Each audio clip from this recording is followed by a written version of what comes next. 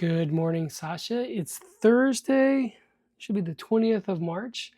And just want to talk to you a little bit about a quiet time I had a few days ago. 1 Samuel 29. It's very interesting. David's been on the run from Saul. And because of that, he's actually taken up refuge in Philistine. And he's kind of raided everyone around him, but he kills all the men and women so no one can report him, which, that kind of seems like not good, right? And then the Philistines are going out to battle against the Israelites, and David wants to go fight. He wants to prove to the king that he's loyal.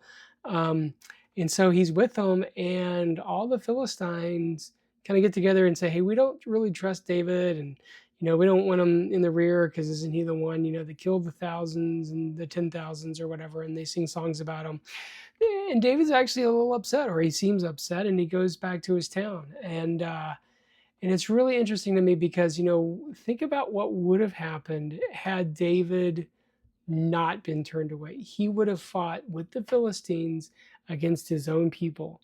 And every person that died in that battle, their family would have had at least somewhat legitimate anger towards David and his fighting men. And just I think about all the kind of trouble that could have caused. And I just really feel like, well, that was God's hand. Even though David, a man after God's own heart, is ready to march in the battle and kind of prove his worth. But even the non-believing Philistines, because they're afraid he'll stab them in the back, they won't let him fight with them, and that probably protects them somewhat. I think that, I just kind of wonder what would have happened had he fought, had he been directly respond, maybe even killing Israelites. I'm sure would have happened in the battle. I just would have wonder what that would have done to his kingdom. But I think this is really, you see God's providence, that sometimes even when we're dead set on doing something, God is still in control. And sometimes he's just sort of takes the reins and just steers things, and he uses the godly, ungodly. He can use anyone. In this case, he used the Philistines' distrust of David, probably in order to really save some heartburn and some really, I think, some uncomfortable situations. So how do we apply all this? I think we just put our faith in God. I think that ultimately, you know you can spend a lifetime wondering, oh, what about this circumstance, what about that circumstance? And I think that what you just really have to at some point, just sort of deep down, just know God's got this under control.